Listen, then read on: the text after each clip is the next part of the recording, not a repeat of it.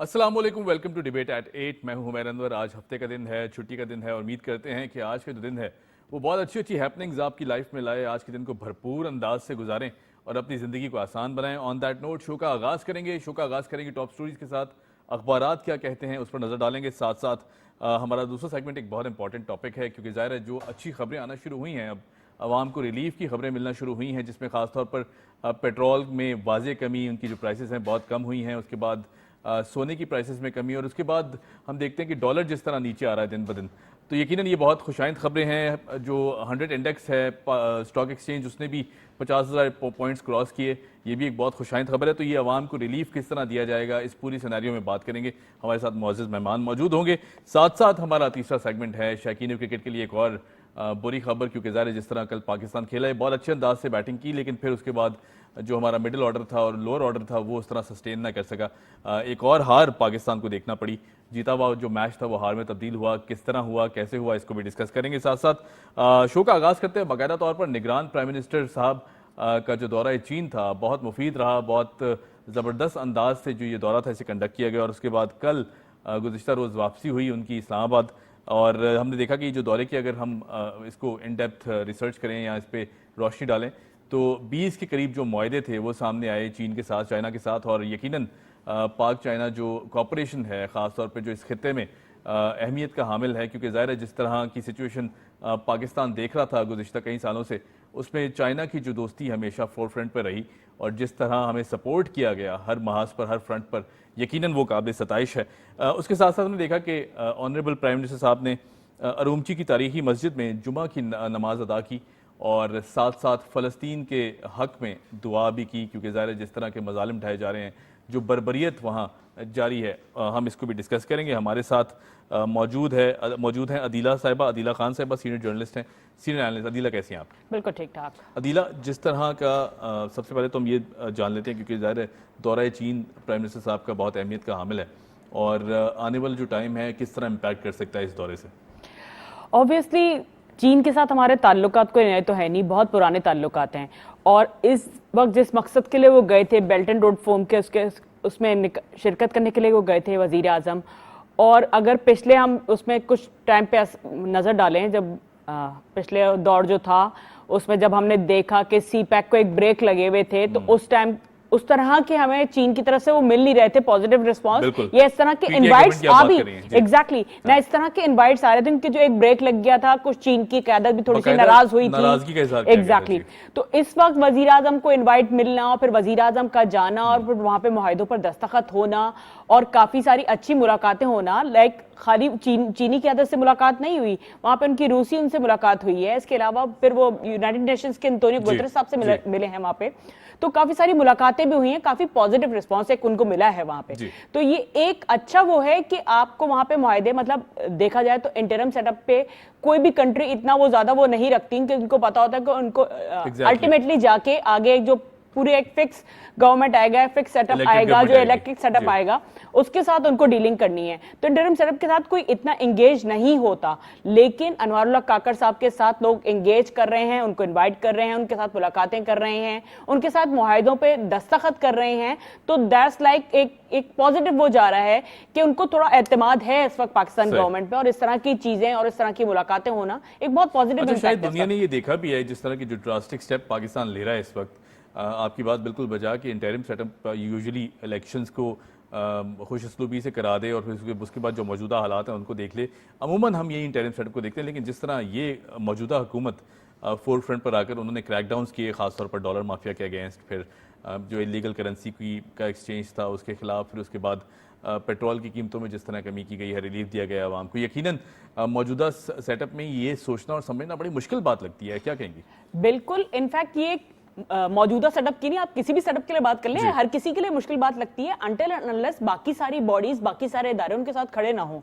और ऑब्वियसली हमें यहाँ पे नजर आया कि आर्मी बिल्कुल हर पॉजिटिव स्टेप को बैक कर रही है, चाहे वो पिछले सेटअप का था, इंटरिम सेटअप का, या जो 16 माह की गवर्नमेंट आई थी नून लीग वाले, शहबाज शरीफ साहब उसके वो थे, इस वक्त वजीर आजम थे, चाहे वो मौका था या ये मौका है, आर्मी मुकम्मल सपोर्ट कर रही है, वरना माफियाज जिस तरह के बने हुए हैं, चाहे चीनी माफिया हो, चाहे डॉलर माफिया हो, चाहे स्मगलर माफिया हो, जो ये बने हुए हैं उनके खिलाफ इन्हें तोड़ना और इनके खिलाफ खड़े होना, उनके खिलाफ इस तरह स्टेप्स लेना बहुत मुश्किल काम है।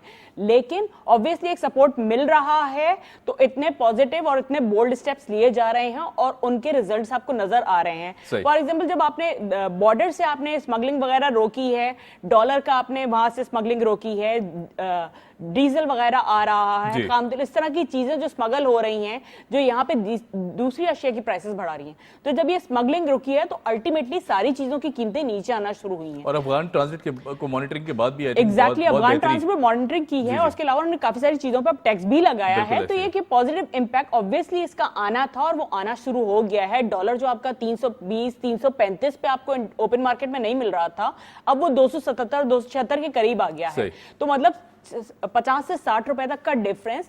ऑब्वियसली कहीं तो कुछ गलत हो रहा था कि एक चीज ऊपर पहुंची थी, तो अब जब उस गलत को ठीक करने का वक्त आया है और ठीक किया जाने लगा है तो ऑब्वियसली पॉजिटिव इंपैक्ट आएंगे। अच्छा अदीला, इन मुलाकातों का ये जो दौरा चीन था प्राइम मिनिस्टर साहब का, इसमें एक बहुत इंपॉर्टेंट एलिमेंट ये भी हमें दिखाई दिया कि जिस तरह उन्होंने बिजनेस कम्युनिटी से वहाँ पर इंडस्ट्रियलिस्ट से डायरेक्ट जो सीईओज थे बड़ी बड़ी कंपनीज के, चाइना पावर के और उसके बाद और भी कंपनीज वहाँ मौजूद थी, उनसे भी डायरेक्ट मीटिंग की, उनको डायरेक्ट एड्रेस किया और पाकिस्तान में जो सरमायाकारी थी उसकी बातचीत हुई।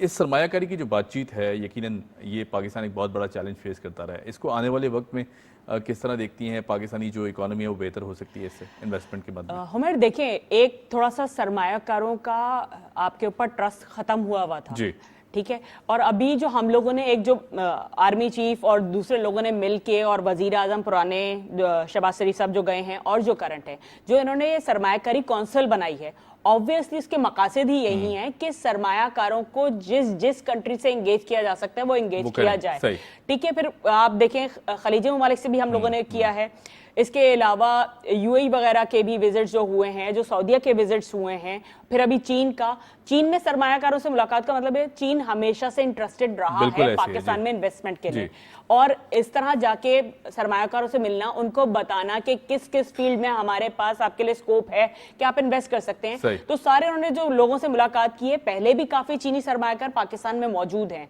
और मजीद लोगों को जाके वहां पे एक वो देना, ट्रस्ट लेवल उनके साथ एंगेज करना, उनको ट्रस्ट देना कि आप इन्वेस्ट करें, आपका पैसा डूबेगा नहीं, आपको यहाँ पे मौके प्रॉपर मिलेंगे। फिर जो एक वन विंडो ऑपरेशन अब जो सरमायाकारों के लिए भी एक वो किया गया है, जो उन्होंने कि उनको बहुत ज्यादा प्रोसीजर से ना गुजरना पड़े कि यहाँ से ये पर्चा लेना है, वहां से ये पर्चा लेना है, वहां से ये इजाजत लेनी है, तब आप इन्वेस्ट कर सकते हैं। तो जब ये कि सरमायाकारी काउंसिल जो बनी है, इसमें इन सारी चीजों को बहुत इजी किया गया है, तो सरमायाकारों के लिए इस वक्त पाकिस्तान में इन्वेस्ट करना बहुत वो है और बहुत आसान है। और दूसरा जो हमारे इंडिकेटर्स आ रहे हैं, जो पॉजिटिव इंडिकेटर्स आपको इकोनॉमी में नजर आ रहे हैं, तो ऑब्वियसली एक उस चीज ने भी ट्रस्ट लेवल लोगों का बहाल किया है कि पाकिस्तान बेहतरी की तरफ जा रहा है, पैसे लगाना यहाँ पे इस वक्त मुनाफा बख्श सौदा होगा, ये नहीं है कि आपके पैसे डूब जाएंगे। बिल्कुल ठीक है। अच्छा, एक बहुत अहम डेवलपमेंट और भी होती है और यकीनन मैं उसको भी डिस्कस करना चाहूँगा।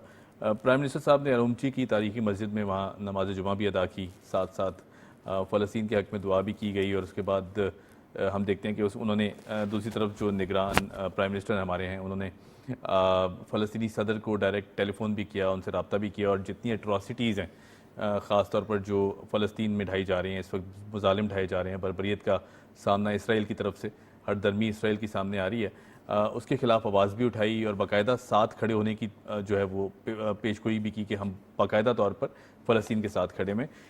इस पूरे अमल को किस तरह देखते हैं, ख़ास तौर पर चाइनीज़ विज़िट के दौरान वहाँ नमाज अदा करके उसके बाद फ़लस्तीन के हक़ में दुआ करना और ये दुनिया को बताना, कहीं ना कहीं ये सिग्नल भी पाकिस्तान ने दिया है कि चाइना भी हमारे साथ खड़ा है और हम चाइना के साथ खड़े हैं, और इन जो मज़ालिम ढाए जा रहे हैं इसके खिलाफ बहुत मौसर आवाज़ बनकर सामने आ सकती है। इस हवाले से क्या कहेंगी? हुमैर, इसराइल और इसका पैलेस्टाइन का जो कॉन्फ्लिक्ट रहा है और जो शुरू से ही रहा है, उसमें अभी जो करंट स्टेज आया है उसमें आप देखें कि आपको रशिया, चाइना, मुस्लिम ममालिक, वो सब एक साइड पे, ईरान और मतलब सऊदी अरेबिया का किरदार बहुत, मलेशिया, सऊदी अरेबिया, ठीक है, आपको ये सारे इस्लामी ममालिक के साथ साथ रूस और चीन एक तरफ नजर आ रहे हैं, और बाकी वेस्ट जो हमेशा से नेगेटिव ये करता रहा है कि ہم نے کیا تو صحیح, دوسرے نے کیا تو غلط. جو یہ کرتا رہا ہے وہ ایک سائڈ پہ کھڑے ہوئے ہیں, وہ آ کے بہت کوششیں بھی کر رہے ہیں. سعودی عرب کی وزٹس دھڑا دھڑ وزٹس ہو رہے ہیں کہ پہلے بلنکن آ کے سعودی عرب ہو کے گئے, پھر رشی سناک آ کے سعودی عرب ہو کے گئے. تو اس ٹائم پہ میسج جانا پاکستان کا ایک بہت پازیٹیو اسٹانس اور بہت کلیئر اسٹانس شروع سے رہا ہے فلسطین کے معاملے پہ. ابھی دو ریاستی حل کی بات ہو یا وہ والی پوزیشن کی بات ہو جہاں پہ پیلسٹین ایک کنٹری تھی اور اس کے اندر آپ نے لا کے جوئش سیٹلرز کو لا کے بسایا ہے, ٹھیک ہے, تو پاکستان کا یہ ہے کہ جو ان کا حق ہے وہ ان کو دیا جائے. وہ یہ نہیں ہے کہ وہ اپنے ڈیفینس میں لڑ رہے ہیں, وہ نہیں ہے کہ وہ ٹیررسٹ ہیں, آپ ان کو جس طرح ٹیررسٹ ویسٹ پورٹریٹ کر رہا ہے, ٹیررسٹ وہ نہیں ہے, ٹیررسٹ وہ ہیں جو ان کو ٹارگٹ کر رہے ہیں بیسیکلی, ٹھیک ہے. تو وزیر اعظم کا ہمیشہ سے یہی اسٹانس رہا ہے کہ فلسطین کا حل, ہم نے ہمیشہ سے کہا ہے تنازع یا فوجی وہ اس طرح کا کسی مسئلے کا کوئی حل نہیں ہے. تو وزیر اعظم کا ابھی یہ میسج چین کے اندر بیٹھ کے چین سے یہ پیغام جانا, اس کا مطلب یہ ہے کہ ہم ایک پیج پہ ہیں, چین ہمارے ساتھ ہے اور دوسرے بڑی کنٹریز ہمارے ساتھ ہیں, رشیا ہمارے ساتھ ہے, اور یہی پیغام ہے کہ کسی طریقے سے اس تنازع کو پرامن طریقے سے حل کیا جائے. یہ طاقت کا استعمال کسی چیز کا حل نہیں ہے. بالکل صحیح. اچھا, پوائنٹ ویل ٹیکن. نادیلہ, جو آج کی بہت بڑی خبر اور بہت اہم خبر ہے اس کو بھی ڈسکس کرنا چاہیں گے. قائد نون لیگ جو ہیں وہ اب وطن واپس آنے کو ہیں. آئی تھنک لگ بھگ جب ہم شو بھی کر رہے ہیں ان کی وہاں سے روانگی ایئرپورٹ کی طرف سے ہو چکی ہے اور پھر اس کے بعد یہاں اسلام آباد میں لینڈ کریں گے, پھر ایڈریس کریں گے جلسے کو. نواز شریف صاحب کی جو واپسی ہے اس کو نون لیگ کی سیاست میں کس طرح دیکھتی ہیں اور پھر ملک کی سیاست میں کس طرح دیکھتی ہیں؟ نواز شریف صاحب 4 سال نہیں تھے یہاں پہ, تو ہم نے دیکھا کہ ہمیں نظر آیا کہ شاید نون لیگ کی مقبولیت میں تھوڑی کمی آئی ہے, لیکن عوام نواز شریف کے ساتھ ہیں. جو ہم نے دیکھا کہ قافلے پورے شہروں سے نکل رہے ہیں, روانہ ہو رہے ہیں, لاہور پہنچ رہے ہیں, اور اس وقت ابھی جب وہ دبئی سے کچھ دیر میں وہ پرواز ان کی چلنے والی ہے, تو جب وہ اسلام آباد میں لینڈ کریں گے, پہلے وہ اسلام آباد میں لینڈ کریں گے, ان کی کچھ اہم ملاقاتیں ہیں, اس کے بعد وہ لاہور کے لیے روانہ ہوں گے. شام میں جب جلسہ ہوگا جو وہ اعلانات کریں گے, کہا جا رہا ہے کہ اکنامک ایجنڈا ایک پورا تیار کر لیا گیا ہے. کل زبیر صاحب نے بولا کہ ایک اکنامک ایجنڈا تیار ہو گیا ہے جس پہ اگلے 3-4 مہینوں میں باقاعدہ عمل شروع ہوگا, ٹھیک ہے. اور پھر اس کے جو خد و خال ہیں, جو اس کے مین پازیٹیو پوائنٹس ہیں, جو مین براڈ پوائنٹس ہیں, وہ ان کا اعلان نواز شریف آج جلسے میں کریں گے. تو اب یہ دیکھنا ہے کہ کیا اعلانات سامنے آتے ہیں. لیکن استقبال کی جہاں تک بات کی جائے تو جس طرح شہر شہر قافلے نکل رہے ہیں تو لگ رہا ہے ایک بڑا پاور شو ہونے جا رہا ہے. باقی جب وہ لینڈ کریں گے اس کے بعد کے ڈائنامکس کیا ہوں گے, کیا ان کا ٹائم اسلام آباد میں گزرے گا, کون سی اہم ملاقاتیں ہوں گی, یہ ساری چیزیں بھی ہمارے سامنے آنی ہیں. بالکل ٹھیک ہے. اچھا, آؤ پھر سے سنبھالو جو تحریک چلائی جا رہی ہے نون لیگ کی طرف سے, میں اس حوالے سے بھی بات کروں گا کہ ظاہر ہے بہت بڑی کیمپین چلائی رہی ہے نون لیگ کی طرف سے. کیا آپ کو لگتا ہے کہ نواز شریف صاحب کے پاس وہ واضح پلان موجود ہے جو پاکستان کو آفٹر, اگر فرض کریں الیکشن کے بعد ان کو میجورٹی ملتی ہے یا پھر یہ گورنمنٹ میں آتے ہیں, تو کیا آپ کو لگتا ہے کہ کس طرح کوئی امپیکٹ کریٹ کیا جا سکتا ہے یا پھر کوئی ملک بچانے کا واضح پلان موجود ہے؟ کیونکہ پی ڈی ایم نے بھی بہت اسٹرگل کیا, بہت ایک حد انداز سے جو ملک کو کرائسس سے بچایا, پھر اس کے بعد جو نگران سیٹ اپ ہے ساری ذمہ داری ان کے کاندھوں پر تھی, اور جو جس طرح یہ کام کریں یقیناً قابل ستائش ہے. آپ کو لگتا ہے کہ آنے والا ٹائم اسی سپیڈ کو یا پیس کو آگے لے کے چل سکتا ہے؟ نواز شریف کے بارے میں جو اب یہ آؤ سنبھالو معیشت آ کے اس طرح کا جو انہوں نے سلوگن دیا ہے, بیسیکلی ایک ان کا یہ پوائنٹ اب واضح کر رہا ہے کہ اب وہ انتقام کی سیاست, اس کو جیل میں ڈالو, اس کو جیل میں ڈالو, وہ نہیں ہے. سب سے پہلے پاکستان والی بات, کیونکہ اس وقت معیشت جس کنڈیشن میں ہے, سب سے پہلے پاکستان والی بات اس سلوگن میں کم از کم نظر آ رہی ہے کہ اس وقت پاکستان کو بہتر کرنا ہے, اپنی پرانی رائیولریز ایک طرف رکھ کے اس سے انتقام لینا ہے, اس کو جیل میں ڈالنا, یہ اس وقت ٹاپ پریورٹی نہیں ہے. پریورٹی اس وقت معیشت ہے. اور جیسے میں نے آپ کو بتایا کہ کل بھی جیسے زبیر صاحب جب کراچی سے ٹرین روانہ ہو رہی تھی تو زبیر صاحب نے جب میڈیا ٹاک کی تھی تو انہوں نے یہی بولا تھا کہ اکنامک ایجنڈا اور اکنامک پلان ایک پورا ریڈی کیا ہے. اب وہ صرف نون لیگ کی ٹیم نے بیٹھ کے ریڈی کیا ہے یا اور اسٹیک ہولڈرز کو یا اور پارٹی کے اکانومسٹس کو انہوں نے ساتھ ملا کے لیا ہے, یہ ابھی واضح نہیں ہے, لیکن انہوں نے بولا ہے کہ اکنامک ایجنڈا انہوں نے تیار کر لیا ہے. دوسری بات کہ جو ٹرسٹ لیول نواز شریف کے ساتھ دیگر کنٹریز کا تھا وہ بھی ایک پازیٹیو امپیکٹ ہوگا کہ اگر نواز شریف صاحب مستقبل میں آگے جا کے دوبارہ 4تھی بار وزیر اعظم بنتے ہیں تو جو کنٹریز کے ساتھ ان کا ٹرسٹ لیول تھا, جو ان کا کانفیڈنس ان پہ دوسری کنٹریز شو کرتی تھیں, तो वो भी बहुत इम्पैक्ट करेगा कि सरमायाकारी आएगी, लोग इन्वेस्ट करेंगे, दूसरी कंट्रीज ट्रस्ट करेंगी, दूसरी कंट्रीज चाहे वो आपको लोन ही क्यों ना दे रही हो, उनका एक ट्रस्ट होगा। तो ये सारी चीजें इसमें एक ऐड करेंगी। तो अभी देखते हैं कि इसमें आज क्या ऐलान करते हैं, वो मईशत को लेके क्या ऐलान करते हैं और उनके आगे क्या प्लान्स होते हैं कि उन्होंने मईशत को आगे किस तरह लेकर चलना है। तो ये सारी चीजें शाम तक हम लोगों को इंतजार करना बिल्कुल ठीक है, डेफिनेटली इसका तो वेट करेंगे, क्योंकि ज़ाहिर है सारी सिचुएशन क्लैरिटी तभी होगी जब नवाज शरीफ साहब उस जलसे को एड्रेस करेंगे। लेकिन बहरहाल यहाँ एक सवाल और ये बनता है कि क्योंकि ज़ाहिर है मुल्क क्राइसिस में है और शदीद क्राइसिस में, जिस तरह निगरान सेटअप ने ये बहुत सारे इकदाम लिए मुल्क को बचाने के लिए, बेहतरी की तरफ लेके जाने के लिए, और कुछ हमें उम्मीद की किरण नज़र आई है अब। आपको लगता है कि जो आने वाली हुकूमत कोई भी हो, किसी भी पॉलिटिकल पार्टी की हुकूमत हो, उसके लिए ये चैलेंजेस कदरे कम होंगे as compare to previous tenure की, जब पीटीआई ने गवर्नमेंट हैंड ओवर की थी या ली गई थी उनसे हुकूमत थ्रू अदम एतमाद, तो उस वक्त जो चैलेंजेस थे, आपको लगता है कि अब आने वाला जो सेटअप है इलेक्टेड, उसके लिए कुछ मसाइल कम हो जाएंगे? नहीं, मसाइल तो ऑब्वियसली अपनी जगह हैं और काफी हद तक हैं। दो उनको कंट्रोल करने की कोशिश की जा रही है और काफी हद तक कंट्रोल में आना शुरू हुई हैं चीजें, लेकिन स्टैटिस्टिक्स अभी तक उसी जगह पर हैं। लाइक जो वर्ल्ड बैंक का आया है, जो आईएमएफ का आया है जीडीपी के ऊपर, तो वो सारी चीजें एड्रेस करना, उसको वहां से ग्रो करना, वो सारी चीजें अपनी जगह हैं। उसके लिए ऑब्वियसली इकदाम करने पड़ेंगे और शायद बहुत ज्यादा सख्त और हो सकता है बोल्ड इकदाम भी आपको करने पड़े कि जिससे आप इकोनॉमी को रिवाइव करके दोबारा ग्रोइंग पोजीशन पर लेकर जाएं और दोबारा आप जीडीपी को ग्रो करने के लिए आप इस तरह के इकदाम लें कि आपको उसके पॉजिटिव इंपैक्ट नजर आना शुरू हो। अदीला, शहबाज शरीफ साहब का मैं उनके हवाले से भी उनको मेंशन करना चाहूँगा। जिस तरह फॉर्मर प्राइम मिनिस्टर शहबाज शरीफ साहब ने अपने भाई का साथ दिया है ख़ास तौर पर इस पूरी सिचुएशन में, इसको किस तरह देखती हैं नून लीग की सियासत में ख़ास तौर पर? फिर उसके बाद अगर हम मुल्की सिचुएशन में देखें, क्योंकि ज़ाहिर है बहुत बड़ी पॉलिटिकल पार्टी है नून लीग, उसको किस तरह देखती हैं शहबाज शरीफ साहब की जो पूरी स्ट्रगल रही पीडीएम गवर्नमेंट को हेड करना, फिर उसके बाद जिस तरह अपने भाई के साथ खड़े में इस मौजूदा सूरत हाल में?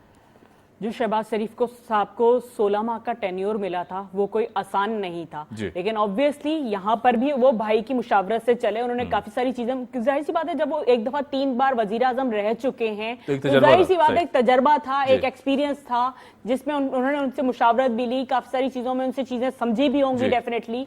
और यही बात वो हमेशा अपने भाई को वो हमेशा टॉप प्रायोरिटी देते रहे हैं शहबाज शरीफ साहब, और वो बोलते रहे हैं कि वो मेरे भी कायद हैं और मैं उनसे रहनुमाई लेता हूं, और रहनुमाई उन्होंने ली भी है। और शहबाज शरीफ साहब हमेशा इस बात को, वो ये नहीं कहते कि मेरी सियासत नवाज शरीफ को माइनस करके मैं आगे चल सकता हूं, वो हमेशा कहते थे कि जहां मेरे भाई खड़े हैं मैं उनके साथ खड़ा हूं। उन्होंने कभी ये -1 वाली अपनी पार्टी में उन्होंने कभी ये बात शो नहीं होने दी। बिल्कुल ठीक। Right Adeela, thank you so much for joining us. हमारे साथ मौजूद थी अदीला खान साहिबा, और अब हम अपने अगली सेगमेंट की तरफ बढ़ेंगे क्योंकि जो हमारा अगला सेगमेंट है वो भी बहुत इंपॉर्टेंट है। पर यहाँ लेते हैं एक ब्रेक के बाद जब आएंगे तो बात करेंगे अवाम की रिलीफ पर keep watching debate at it.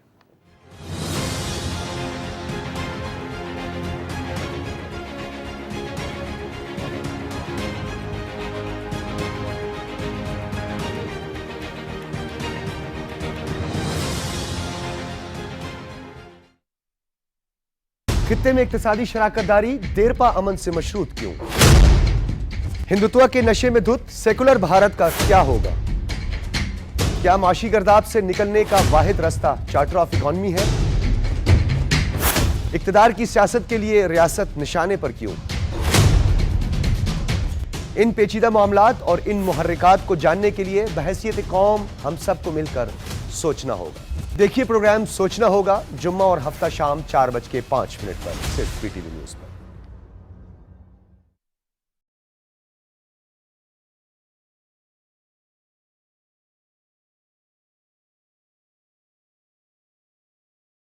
Iqra बिस्मि रब्बिकल्लज़ी खलक़।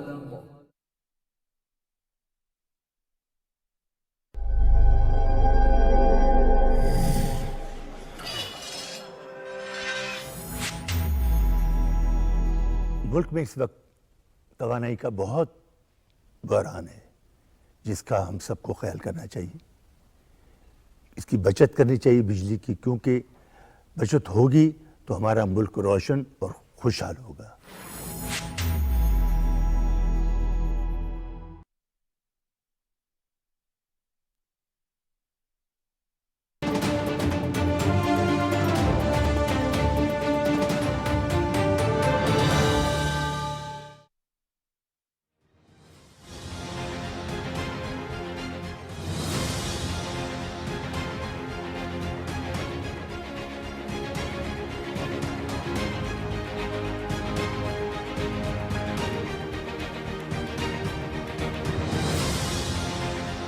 Welcome back after the break. आप देख रहे हैं प्रोग्राम डिबेट एट 8। मैं हूं हुमैर अनवर और जो अभी का जो सेगमेंट है हमारा जो जिस पर हम बात करने जा रहे हैं, बहुत खुशाइंद खबरें सामने आ रही हैं और पाकिस्तान जो खबरें सुनना चाहता था, जिस तरह की रिलीफ की खबरें सुनना चाहता था, वो भी सामने आ रही है। एक तरफ हम देखते हैं कि जी डॉलर की कीमत में मुसलसल कमी होती जा रही है और उसके बाद दूसरी तरफ जो पेट्रोल प्राइसेस थी उनमें भी एक बहुत बड़ी कमी हुकूमत की तरफ से रिलीफ आवाम को मिला। और तीसरी जानिब हमने देखा कि एक बहुत खुशाइंद खबर वो ये कि 100 इंडेक्स जो है स्टॉक एक्सचेंज में वो 50,000 पॉइंट से भी ऊपर चला गया है, जो कि एक तारीखी माइलस्टोन है मौजूदा हालात में ख़ास तौर पर देखा जाए तो एक बहुत अच्छा माइलस्टोन है जो कि अचीव किया पाकिस्तान ने। और पाकिस्तान की जो बिज़नेस कम्युनिटी है यकीनन वो भी बहुत खुश और अब एक ट्रस्ट डेफिसिट जो था वो भी कम होता जा रहा है। बहरहाल जी, ये अवाम को रिलीफ किस तरह मुंतकिल किया जा सकता है हुकूमती इक़दाम, क्योंकि ज़ाहिर है हुकूमत बहुत ज़्यादा इक़दाम ले रही है अवाम को रिलीफ देने की मद में, अवाम किस तरह मुस्तफ़ीद हो सकती है, इस पर बात करेंगे। हमारे साथ मौजूद हैं अब्दुल सलाम दादाबॉय साहब, सीनियर वाइस चेयरमैन हैं कंज्यूमर्स एसोसिएशन ऑफ पाकिस्तान। सलाम भाई, कैसे हैं? अल्हम्दुलिल्लाह। जो हम देख रहे हैं कि एक मौजूदा सूरत हाल थी, अनरेस्ट था, पॉलिटिकल अनरेस्ट था, फिर कुछ माह पहले की बात है हमारे सामने रहा और एक जो उम्मीद की किरण कहते हैं ना वो दिखाई नहीं दे रही थी कहीं पाकिस्तानियों को, ख़ास तौर पर जो आवाम थी बहुत परेशान थे। लेकिन अब आहिस्ता आहिस्ता ग्रेजुअली एक चेंज सामने आता जा रहा है। सबसे पहले इस चेंज को डिस्कस करेंगे, फिर उसके बाद मज़ीद जो गुफ्तगू आगे बढ़ाएंगे। क्या कहेंगे इस हवाले से? हुमैर भाई, बिस्मिल्लाहिर्रहमानिर्रहीम। एक तो आपने बिल्कुल सही फरमाया, ये जो इस्टेब्लिशमेंट आर्मी ने जो स्पेशल इन्वेस्टमेंट फैसिलिटेशन काउंसिल का क़याम किया और स्मगलिंग की रोकथाम, अफगान ट्रांजिट ट्रेड पे थोड़ा सा कंट्रोल्स, चेक्स एंड बैलेंसेस, बिल्कुल उसकी वजह से आपने ये देखा कि डॉलर इस वक्त 277 278 पे ट्रेड कर रहा है। बिल्कुल बिल्कुल। और भी बहुत से इक़दामात लिए गए हैं जिसकी वजह से डॉलर नीचे आया। पेट्रोल इस वक्त 300 कुछ से 282 पे चल रहा है। We are working in the right direction, लेकिन this is one of the few factors of an entire strategy that has to be worked out. आपने अफगान ट्रांजिट पे कंट्रोल कर लिया, आपने डॉलर की स्मगलिंग को कर्ब कर दिया, लेकिन अब आपने काम करना है एक्सपोर्ट्स बढ़ाने की तरफ। बिल्कुल। इंपोर्ट्स को थोड़ा सा आपने रिड्यूस करना है, शेल्फ करना है। Long term sustainability, long term sustainability तब होगी जब आप ओवरसीज पाकिस्तानीज को मोटिवेट करें, कन्विंस करें ताकि वो भी अपनी रेमिटेंसेस भेजें, तब जाके आपके यहाँ एक लॉन्ग टर्म स्टेबिलिटी और सस्टेनेबिलिटी दोनों आएगी। ठीक है, ठीक है। अच्छा सलाम भाई, जिस तरह हम देख रहे थे कि डॉलर मुसलसल ऊपर जा रहा था, कीमतें बढ़ती चली जा रही थी और डॉलर का जो इम्पैक्ट था वो हर चीज़ पे था, पेट्रोल भी महंगा होता जा रहा था, उसके बाद हम दीगर जो ज़रूरियात ज़िंदगी हैं, ख़ासतौर पर जो इम्पोर्टेड प्रोडक्ट्स हैं, वो बहुत ज़्यादा प्राइस हाइक होती जा रही थी। आपको लगता है कि जिस हाइक से कीमतें ऊपर जाती हैं, मैं हुकूमत की बात नहीं करूँगा क्योंकि हुकूमत तो भरपूर अंदाज से चाहती है कि आवाम को ये जो रिलीफ है ये ट्रांसफ़र किया जाए डायरेक्ट, लेकिन जो हमारा माफिया है ख़ास तौर पर जो बिज़नेस कम्युनिटी जिस अंदाज से चलती है, फिर उसके बाद जो ताजर बरादरी है, क्या वो ये मुनाफा आगे आवाम को ट्रांसफ़र करने, मुंतकिल करने के हक़ में हैं, या फिर उस तरह जिस तरह प्राइसेस ऊपर जाती हैं नीचे, आई थिंक अगर 1000 रुपये की प्राइस ऊपर गई है तो रिलीफ सिर्फ 2 रुपये का दिया जाता है नीचे। देखिए हुमैर भाई, ट्रूथ बी टोल्ड, इशू हमारे यहाँ ये है कि हुकूमत, देखिए ना, डॉलर नीचे आ गया, पेट्रोल नीचे आया, लेकिन अगर आप उस हिसाब से रेसिप्रोकली देखेंगे तो कमोडिटीज़ की चीज़ें नीचे प्राइसेस नीचे नहीं आए। उसकी 3-4 वजूहात हैं। बेसिकली एक हमारे यहाँ सेंस ऑफ ओनरशिप नहीं है। ठीक है। दूसरी चीज़ ये है कि एक सोशल रिस्पॉन्सिबिलिटी भी हम फील नहीं करते। सही। तीसरी चीज़, हमारे यहाँ कोई प्राइस कंट्रोल मैकेनिज्म नहीं है और जितनी चीज़ें हो रही हैं they are superficial, they are artificial. ठीक है ना। डिस्ट्रिक्ट लेवल्स पे प्राइस चेक कमिटीज़ बनी हुई हैं, असिस्टेंट कमिश्नर्स जो हैं वो सील करने के, रेड करने के पावर्स भी उनके हैं, लेकिन बात दरअसल ये कि जब तक आवाम में खुद ये शऊर नहीं होगा कि यार हमने मुनाफाखोरी नहीं करनी है, होर्डिंग नहीं करनी है, और एक ग्रास रूट लेवल पे ये सारी चीजें जी आवाम को रिलीफ देना है, ठीक है ना, अब इसमें रेडी वाले से लेके और right to the top industrialist जो है ना, वो जैसे कि मैंने अर्ज किया कि we lack social responsibility and a sense of ownership. ये बड़ी अच्छी बात की आपने जी। सही। अच्छा, चूंकि सोशल रिस्पॉन्सिबिलिटी की आपने बात की, यहाँ पे हम ये भी देखते हैं कि हुकूमतें भरपूर कोशिश कर रही होती हैं, चाहे वो लोकल सेटअप्स हों, प्रोविंशियल सेटअप्स हों, या फिर उसके बाद वफाकी सेटअप्स हों, जो मौजूदा सूरत हाल में भी हम देख रहे हैं कि ये जो रिलीफ है ये आवाम तक पहुँचे। लेकिन जिस तरह आप बात कर रहे हैं सोशल रिस्पॉन्सिबिलिटी की, ये किस तरह जनरेट होगी? क्योंकि ज़ाहिर है हम तो बहैसियत कौम हम जब देखते हैं कि प्राइसेस बढ़ी हैं तो हम तो ये मौका तलाश करते हैं इस चीज़ का कि उधर प्राइस बढ़ी और यहाँ पे एकदम से हमने अपनी प्रोडक्ट की प्राइस आसमान पे लगा दी। चूँकि आप कंज्यूमर्स एसोसिएशन से ताल्लुक़ रखते हैं, कंज्यूमर एसोसिएशन इसको किस तरह देखती है इस पूरी सिचुएशन? उमर भाई, कंज्यूमर एसोसिएशन जो है वो डिस्ट्रिक्ट लेवल्स पे, इससे पहले कि मैं ये बात करूं मैं ये बता दूं कि कंज्यूमर एसोसिएशन की काविशों की वजह से कंज्यूमर प्रोटेक्शन लॉज भी बने हैं in all the provinces of Pakistan, consumer courts भी इस्टेब्लिश हो चुकी हैं।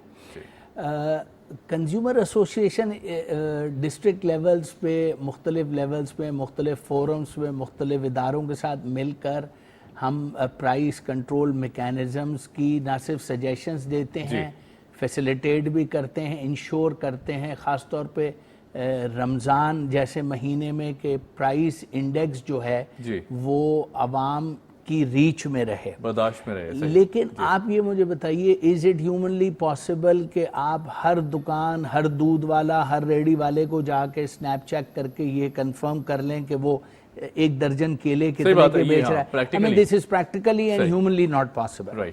But what we do is कि हमारे यहाँ मुख्तलिफ टीम्स वर्क कर रही होती हैं मुख्तलिफ इलाकों में, जो एट रैंडम प्राइजेस चेक करके और जो पल्स है to the district level administration वो हम पहुंचाते रहते हैं कि देखें जनाब, आज दूध का रेट होना चाहिए था 210 लेकिन फलां जगह पे 230 पे मिल रहा है, या फ्रूट इस प्राइस पे मिल रहा है, या गोश्त इस प्राइस पे मिल रहा है। But then this only much that one can do, ठीक है ना।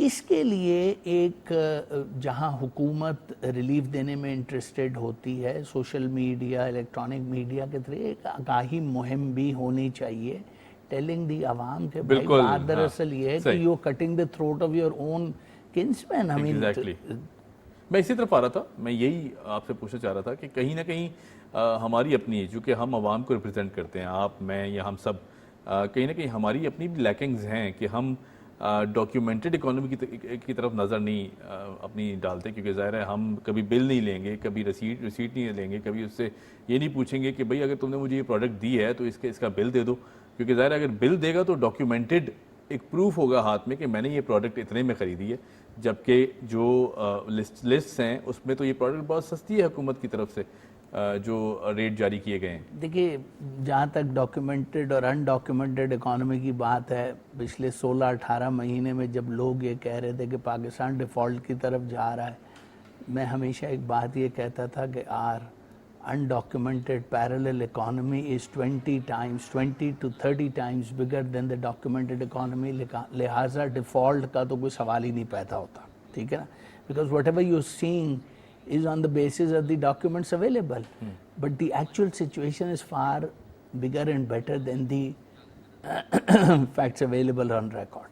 सही। जहाँ तक आपने ये बात की प्राइस चेकिंग वगैरह की, रिसीट्स वगैरह की, अब हमने ये कंज्यूमर एसोसिएशन के लेवल पे कोशिशों से ये हुआ है कि we have created awareness regarding expiry dates of the product. ठीक है, हाँ बिल्कुल, जो near to expiry items जी आवाम को खिला पिला दिए जाते हैं। The ingredients that are printed on the labels, the quantity, ठीक है। For example, मैं इस हद तक आपको बताऊंगा कि जनाब एक साशे में अगर उसने लिखा हुआ है 12 बिस्किट है तो 12 ही होने चाहिए, ठीक है ना, 10 नहीं होने चाहिए। बिल्कुल ऐसी, this matters a lot. And the consumer courts are working in a very simplified manner.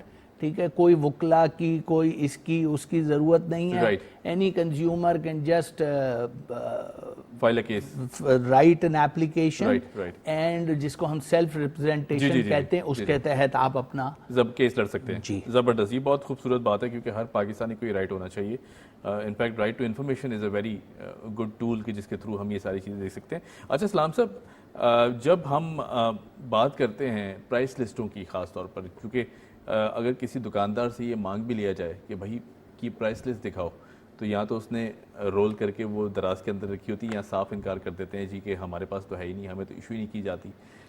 میرے خیال سے جبکہ کمشنرز اور ان کی طرف سے, لوکل گورنمنٹس کی طرف سے یہ باور کرایا جاتا ہے ہر دکاندار کو, وہ پرائس لسٹ دی جاتی ہے جو کہ ڈسپلے کرے سامنے, تاکہ جو کنزیومر ہے خاص طور پر اس اینڈ سے وہ دیکھ سکے کہ اس کی قیمت یہ ہے اور اس کی یہ ہے. عمیر بھائی, اس پہ it's a two fold discussion. ٹھیک ہے, ٹھیک ہے, آپ this is one way of seeing it. ٹھیک ہے, prices and registration documents have to be displayed at all times. Right, ٹھیک ہے نا جی. لیکن جب آپ دکاندار سے انفارملی چٹ چیٹ کرتے ہیں تو وہ یہ کہتا ہے کہ صاحب بات دراصل یہ کہ کمشنر صاحب نے کہہ دیا کہ دودھ 220 روپے کا بیچو, لیکن جو میں unofficial expenses during the business day کر رہا ہوں, میں وہ کس کھاتے میں ڈالوں. ٹھیک ہے نا. I mean تو وہ ٹھیک ہے, آپ ایک حد تک تو انفورس کر سکتے ہیں اور انفورس کرنا بھی چاہیے, لیکن but then you see the other account also has to be taken into consideration. لیکن سلام صاحب, آپ کو نہیں لگتا کہ یہ جو ریپل افیکٹ ہے خاص طور پر اگر انفورس نہ کیا جائے یا پھر بتایا نہ جائے, تو میرے خیال سے یہ جو منافع ہو رہی ہے یہ تو بالکل بے تحاشا ہو جائے گی, کنٹرول سے باہر ہو جائے گی, کیونکہ کلیکٹیولی ہماری عوام بہت ذمہ دار ہے. میں عوام کو قصوروار نہیں کہوں گا, لیکن ایسے فیکٹرز موجود ہیں کہ جو اس کو مس یوز بھی کریں گے خاص طور پر. آپ بالکل صحیح کہہ رہے ہیں, اور میں یہ جو منافع خوری کی آپ نے بات کی ہے, this is not at the stage of the small retailer. ایک چھاپڑی والا, ایک چھوٹی دکان والا, ایک پنساری والا تو منافع خور. منافع خور is the one who's actually hoarding millions of tons of wheat, rice, sugar. ٹھیک ہے نا, they are the people. جیسے چینی کا ہم سب کے سامنے, جیسے چینی کے ہمارے سامنے. تو what I'm trying to say is کہ if crackdown has to take place, crackdown should take place on the big fish. ٹھیک ہے نا. آپ ایک چھوٹے, لیکن عموماً یہاں پر جو تلوار گرتی ہے وہ چھوٹے آدمی پہ گرتی ہے. بالکل ایسی ہے, غریب پہ گرتی ہے جو کہ سسٹینیبلٹی کے لیے جنگ لڑ رہا ہے. جی, قانون کا اطلاق صحیح. بلکہ میں نے تو کنزیومر ایسوسی ایشن کے فورم پہ کئی دفعہ یہ کہا کہ آپ یہ جو ریڑھی پہ فرینچ فرائز بیچ رہا ہے, دال چاول بیچ رہا ہے, یا روٹی اور سالن بیچ رہا ہے, اس سے آپ خدا کے واسطے اس کو کسی طرح سے لیگل سٹیٹس دیں. بالکل ٹھیک ہے. یہ بہت بڑا کنٹریبیوٹر ہے. دیکھیں, یہ کرائم نہیں کر رہا.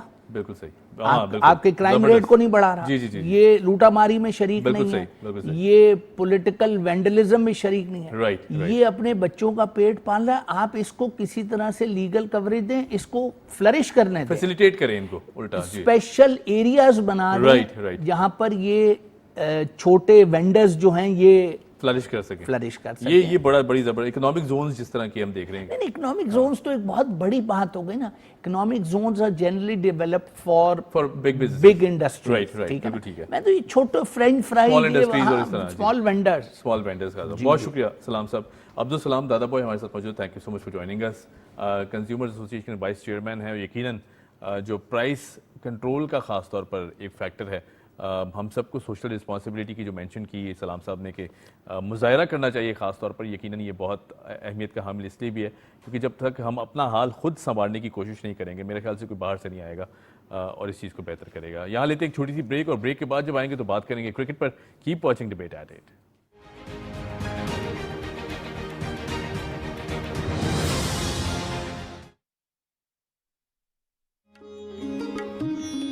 خالد اقبال کی بڑا مقام تھا. اصل میں بات یہی ہوتی ہے, یا سر میں ہے یا نہیں ہے, یا نہیں. بشیر مرزا صاحب, انہوں نے بڑا وقت یہاں گزارا. What a painter. ان کا پورٹریٹ خالد اقبال نے جو بنایا ہے, is one of the most out standing portrait. ایک کبریا, مائی گاڈ واٹ اے پینٹر. بھائی جس کے کالر گندے ہوں تو اس کے دماغ بھی گندا ہوتا ہے. تو اس لیے سب کی ذمہ داری ہے کہ خود سچ کو دریافت کریں.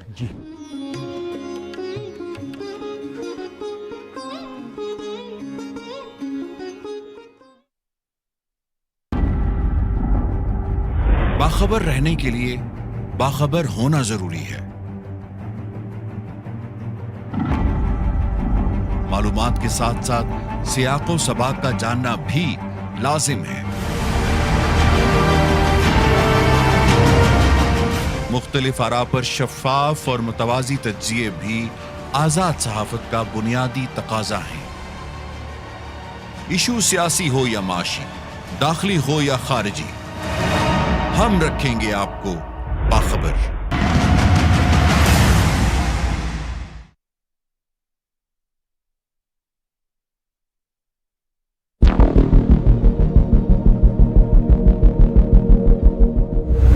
نریندر مودی کے اقتدار میں آنے کے بعد سے بھارت میں آزادی صحافت پر پہرے بٹھا دیے گئے ہیں. مودی حکومت صحافیوں کو ہراساں کرنے کے لیے مختلف حربے استعمال کر رہی ہے. بھارتی حکومت اقلیتوں کے خلاف اپنے جرائم کو چھپانے کے لیے آزاد صحافت کا گلا گھونٹ رہی ہے. بھارت میں سچ بولنے کی پاداش میں صحافیوں پر کالے قوانین کے تحت مقدمات درج کیے جا رہے ہیں. عالمی برادری کو بھارت میں آزاد صحافت پر قدغنوں کا نوٹس لینا چاہیے.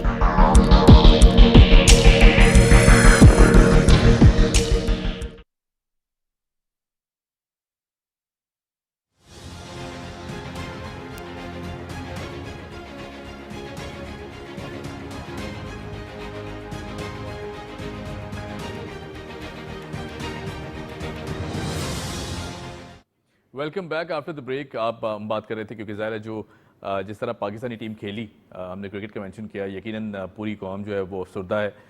کل ایک جیتا ہوا میچ جو کہ ہم دیکھ رہے تھے کہ جس طرح پاکستان نے چیز سٹارٹ کی اور ایک اچھا سٹارٹ آن دا بورڈ دیا اوپنرز نے، خاص طور پر جس کی امید بہت کم تھی ہمیں کہ شاید اوپنرز پرفارم کریں گے، کیونکہ ظاہر ہے پرانے میچز میں، پچھلے میچز میں ہم دیکھ رہے تھے کہ اوپنرز کی اس طرح پارٹنرشپ نہیں لگ رہی تھی. لیکن ایک اچھا سٹارٹ کے بعد جس طرح مڈل آرڈر اور پھر لوور آرڈر نے پرفارم کیا، یقیناً اس پہ بہت سے سوالیہ نشان ہیں.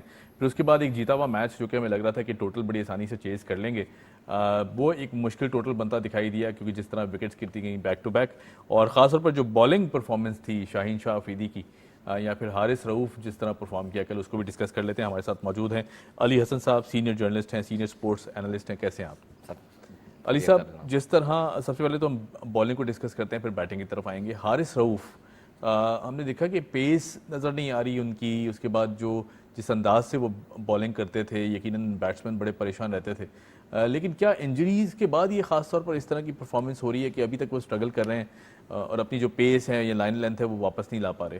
دیکھیں، حارث رؤوف کے حوالے سے یہ ہے کہ ان کے پاس پیس ضرور ہے، لیکن ہمیں یہ نہیں بھولنا چاہیے کہ یہ ایشین وکٹس ہیں، اس پہ لائن لینتھ برقرار رکھ کے بالنگ کرنی پڑے گی. جلد بازی کریں گے، ہائپر ہوں گے تو پھر آپ لائن لینتھ خراب کریں گے. رزلٹ آپ کے سامنے ہے. اسٹارٹنگ سے لے کے اب تک جتنی بھی ان کی پرفارمنس رہی ہے، کوئی ایکسٹرا آرڈینری انہوں نے کچھ نہیں کیا. وکٹس مل نہیں رہی، رنز کے انبار ضرور لگوا رہے ہیں، لیکن دوسرے اپوننٹ کی جو بیٹرز ہیں ان کے لیے. ابھی یہ کل کا میچ جیسے آپ ڈسکس کر رہے تھے ورسز آسٹریلیا، فلیٹ وکٹ تھی، ہم سے کافی مسٹیکس ہوئیں، کیچز بھی ڈراپ ہوئے، بالنگ بھی وہ نہیں ہوئی. اسامہ میر کو شاداب کی جگہ انڈکٹ کیا گیا، کہا یہ جا رہا تھا کہ شاداب پرفارم نہیں کر رہے، ایز اے وائس کیپٹن ان کو ٹیم میں رکھا ہوا تھا. لیکن کل کیا ہوا، اسامہ کو موقع ملا لیکن وہ بھی پھر وہ جو ڈیلیور نہیں کر پائے. 80+ سم تھنگ انہوں نے اسکور دیا، وکٹ ان کے پاس کوئی خاص ملی نہیں ان کو. تو یہ چکر یہ کہ ابھی ہم لوگوں کی ٹیم جو ہے نا تھوڑی سی کشمکش ایسی ہے کہ ہمارے ذہن میں جو ہے نا خوف بسا ہوا ہے. اگر ہم پاس میں جائیں، پریویس میچز کی بات کریں، شروعات میں ورلڈ کپ میں ہم نے نیدرلینڈ سے میچ کھیلا، کیا رزلٹ تھا؟ کوئی خاص پرفارمنس نہیں، ایزی ہم ٹاسک سمجھ رہے تھے لیکن وہ ٹف بنتا چلا گیا. آفٹر دیٹ سری لنکا آیا، زبردست. کیا رضوان اگر پرفارم نہ کرتے تو شاید ہم میچ وہ بھی ہار سکتے تھے. عبداللہ بھی اچھا پرفارم کریں، امام چل نہیں رہتے، فخر چل نہیں رہتے. فخر نے انجری کیری شاید کی بھی تھی جو شاید چھپایا جا رہا تھا. اب وہ سامنے رزلٹ آ گیا، ان کو بٹھا دیا گیا. امام پہ انحصار کل کیا گیا، نو ڈاؤٹ اچھا کھیلے. پھر اس کے بعد ہم آ جاتے ہیں بابر کے پاس. دنیا کے نمبر 1 بیٹر مانے جاتے ہیں، نو ڈاؤٹ وہ ہیں، بٹ وہ چیز ایگزیکیوٹ نہیں کر پا رہے. اچھا، انڈیا کے میچ کی اگر بابر اعظم کی بات کریں، انڈیا کے میچ میں بھی وکٹ انہوں نے وہیں دی اسی انداز سے، پھر سیم شاٹ کھیلتے ہوئے ہم نے دیکھا کہ وہ کل بھی آؤٹ ہوئے ہیں. کہیں بابر اعظم بھی اسٹرگل کر رہے ہیں جو ٹیم کے اندر حالات چل رہے ہیں ایز کیپٹن، کیونکہ ظاہر بڑا ذہنی دباؤ بھی ہوتا ہے. یہ بھی فیکٹر ہے کہ بابر پرفارم نہیں کر پا رہے؟ بالکل صحیح کہہ رہے ہیں آپ, بابر پرفارم نہیں کر پا رہے. ایک تو ان کے پاس پریشر جو ہے مائنڈ سیٹ بالکل ایسا ہے کہ ہم لوگ اس طرح سے چلتے ہیں کہ ہمیں خوف ہے دو باتوں کا, یہ کہ پرفارم نہیں کریں گے تو سیٹ جانے کا خطرہ رہتا ہے, پھر دوسرا خوف یہ ہوتا ہے کہ یار دباؤ ہے دوسری سائڈ کا بھی. ٹھیک ہے آپ مسل پریشر میں آپ کے کھیل رہے ہیں, لیکن کم از کم مائنڈ سیٹ تو لیں. ابھی ہمارے ساتھ جو ہے سائیکالوجسٹ موجود ہیں ٹیم کے, یا تو وہ صحیح ان کو مینٹلی طور پہ ریلیکس نہیں کر پا رہے, یا ہم نے پہلی ہار مان لی کہ یار ہم جو ہے نا اگر مگر یا دعا جو ہمارے لیے ہوتی ہیں ہر دفعہ میچز میں وہی ہوتی رہیں گی شائقین کا, تو ہم اس میں پرفارم کرتے رہیں گے. بابر کا جو ویک پوائنٹ ہم نے دیکھا ہے وہ ہم نے دیکھا ہے ٹیسٹ میچز اب سری لنکن ٹور سے, اس کا پھر ایشیا کپ میں بھی ہم نے یہ کیا, پھر ابھی ادھر بھی اسپن بالنگ وہ کھیلنے میں بڑا مشکل کر. بالکل ایسے ہے. زیمپا جیکسن کل 5 کھلاڑی آؤٹ کر پائے, افتخار نے بھی وہ غلطی کی, پھر رضوان بھی اس طرح سے کر پائے. تو یہ جو چیز ہے ان کے بڑی ویک پوائنٹ ہوتے جا رہے ہیں کہ یہ لوگ جو ہے, اور ایک شکست کا خوف جو ہے نا, ہم اس چیز سے ہم باہر نکل نہیں پا رہے. دنیا جو ہے ڈیولپ ہو رہی ہے, ماڈرن کرکٹ کی طرف جا رہے ہیں. انگلینڈ کی بات کریں ان کے لیے بیس بال نکلا ہوا, ایسا کرکٹ کھیلتے ہیں جیسے وہ ان کے لیے فٹ بال نظر آ رہی ہے, بس مارو صحیح ایگریسو کھیلو, کوئی ڈر نہیں, ہار جیت کھیل کا کیا ڈرنا. لیکن ہم کیا کرتے ہیں, نہیں یار ہماری توجہ نظریں جو ہیں پوری دنیا کی ہوتی ہیں کہ ہم یہ پرفارم نہیں کریں گے تو یہ ہو جائے گا. پلس سوشل میڈیا پہ کیمپینس چلائی جاتی ہیں کہ یار بابر اگر یہ پرفارم نہیں کر پایا تو کیپٹنسی چل جائے گی. مے بھی پاسبل کہ ان کے ذہن میں یہ بھی بات آ رہی ہو کہ یار میں ڈیلیور نہیں کر پا رہا, تو ہو سکتا ہے کہ میں ٹور اینڈ کرنے کا اگر اچھا آؤٹ پٹ نہ دے پایا تو شاید مجھے ہٹا بھی دیا جائے. بالکل. اچھا علی, جس اب بیٹنگ کو اگر ڈسکس کریں, ہم نے دیکھا کہ ٹاپ آرڈر میں جو دونوں اوپنرز تھے ہمارے, انہوں نے ہاف سینچری جو بنائی. آپ کو لگتا ہے کہ کہیں نہ کہیں جہاں ہاف سینچری کے پاس پہنچتے ہیں دوسری ٹیم سے, وہ اب دیکھ رہے ہیں کہ وہ ارریسپیکٹیو آف دس تھنگ کہ وہ سوچتے ہیں کہ ہم سینچری بنا پائیں گے یا نہیں بنا پائیں گے, وہ رن ریٹ نہیں گراتے. ہمارے یہاں بہت سلو, ہم 40s میں داخل ہو جائیں تو پھر ہم بہت سلو کھیل کے 15-20 بالز تو یہیں ویسٹ کر دیتے ہیں, اور جب تک آخری سینچری پہ پہنچتے ہیں اس کے بعد ہم کیچ دے دیتے ہیں اپنا. تو آپ کو لگتا ہے کہ کہیں نہ کہیں اس چیز کو بھی بہتر کرنا بہت ضروری ہے, رن ریٹ کو مانیٹر کرنا خاص طور پر. پاکستان ابھی بھی دیکھیں پوائنٹس ٹیبل پر صرف رن ریٹ کی وجہ سے نیچے ہے. بالکل صحیح کہہ رہے ہیں آپ, رن ریٹ کا جو ایشو ہے بہت پہلے سے آ رہا ہے.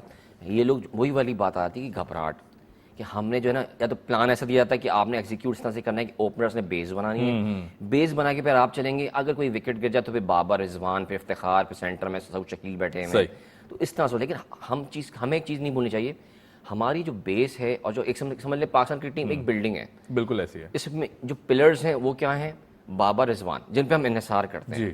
اگر یہ کولیپس کر جائے تو پھر ہم آپ بالنگ میں آتے ہیں شاہین. لیکن ابھی عبداللہ شفیق جس طرح سے بیک ٹو بیک پرفارمنس کر رہے ہیں, ٹھیک ہے, بہت اچھی سائن ہے ان کے لیے. سعود نہیں چل پا رہے, ان کے لیے بھی بڑا کہا گیا تھا, ان کو اسپیشلی انڈکٹ کیا گیا, ٹیم میں شامل کیا گیا یار کہ آپ اس کو ایشیا کپ سے لے کے ورلڈ کپ تک جائیں تاکہ پریپیئر ہو سکیں.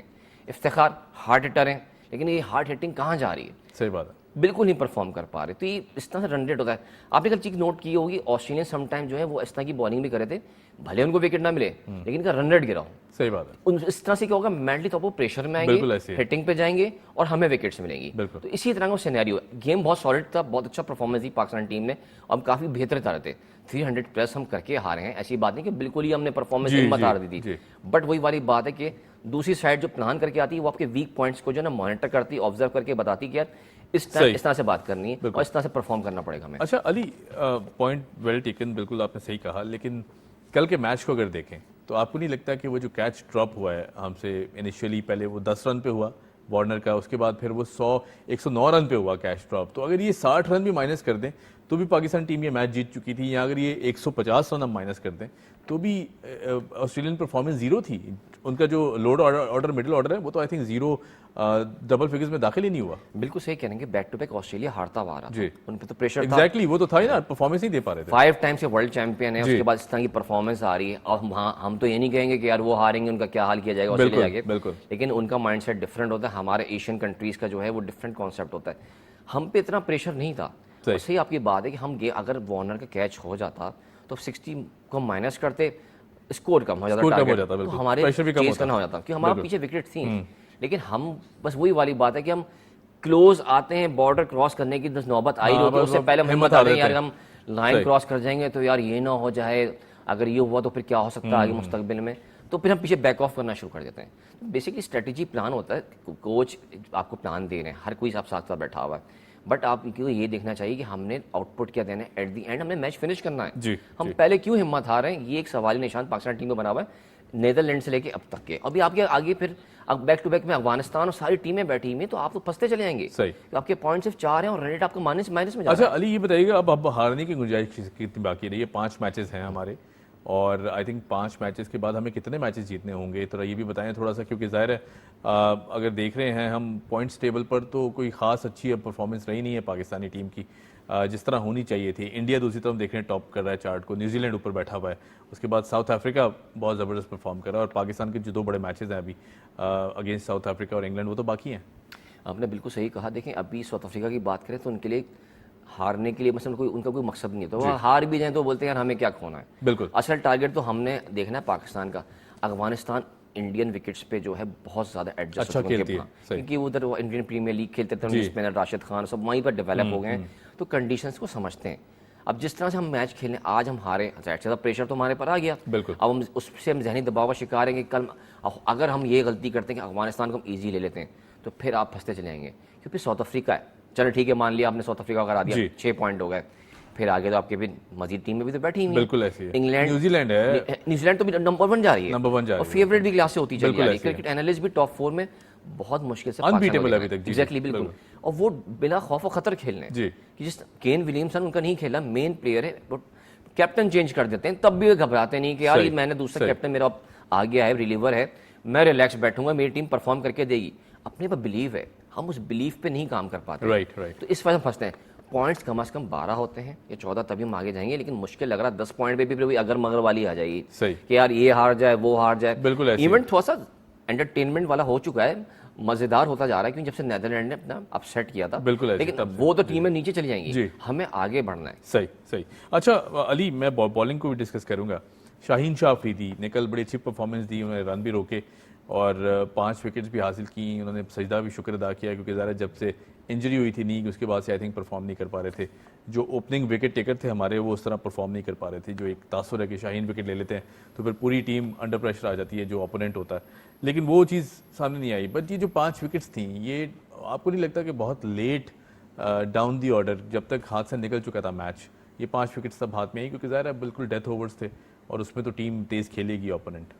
دیکھیں بالکل آپ صحیح کہہ رہے ہیں کہ اسٹارٹنگ میں جس طرح شاہین اٹیک کرتے ہیں, دنیا کوئی بھی بیٹر ہو فیس کرنے سے گھبراتا ہے, چاہے وہ ورلڈ کا نمبر 1 کیوں نہ ہو. اس نے بتایا کہ بھائی ابھی شروعات کے 5 اوور شاہین سامنے ہیں, بالکل ڈیفینسو پہ آ جاؤ, ایگریسو کھیلو گے تو وکٹ گواؤ گے.